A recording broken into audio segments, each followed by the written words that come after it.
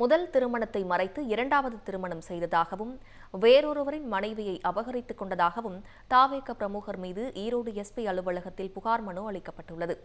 தாவேக நிர்வாகியான நாகேஷ் என்பவர் தனக்கு திருமணமானதை மறைத்து ஈரோடு மாவட்டம் கெத்தேசால் பகுதியைச் சேர்ந்த பழங்குடி பெண்ணை இரண்டாவது திருமணம் செய்துள்ளார். இருவருக்கும் குழந்தை பிறந்த நிலையில் அந்த பெண்ணை அவர் புறக்கணித்ததாக கூறப்படுகிறது. மேலும் வீடு கட்டித் தருவதாக கூறி அப்பகுதியைச் சேர்ந்த பழங்குடி மக்களிடம் பணம் பெற்று மோசடி செய்ததாகவும் குற்றம் சாட்டப்படுகிறது. இதுகுறித்து ஈரோடு மாவட்ட எஸ்பி அலுவலகத்தில் புகார் மனு அளிக்கப்பட்டது.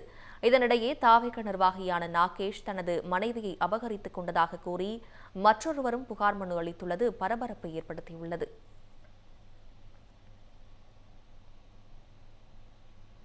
எனக்கு அம்மா இல்லை அப்பா இல்லைங்கண்ணா, நானும் என் பையன் மட்டும்தாங்கண்ணா. என் வீட்டுக்காரர் இப்போ வேற ஒரு பிள்ளை கூட போயிட்டாருங்கண்ணா. நான் என் பையனை வச்சுட்டு கஷ்டப்பட்டு கூலி வேலை செஞ்சுட்டு இருக்கேங்கண்ணா. எனக்கு நீங்கள் தான் ஏதோ பண்ணி கொடுக்கணுங்கண்ணா. கேஸ் கொடுக்கணுங்கண்ணா. அவர் எனக்கு காசு கொடுக்குறதில்ல, ஒன்றும் இல்லை, பார்க்குறது இல்லைங்கண்ணா. பையனும் பார்க்குறது இல்லைங்கண்ணா. குழந்தை குட்டியோடு போயிட்டாங்க.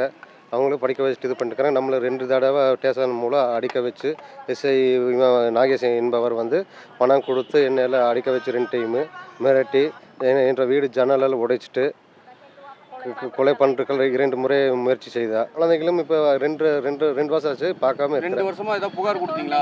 கொடுத்தேங்க. ஆசிரம காவல் நிலையத்தில் 2 முறை ஏற்கனவே புகார் கொடுத்தேன்.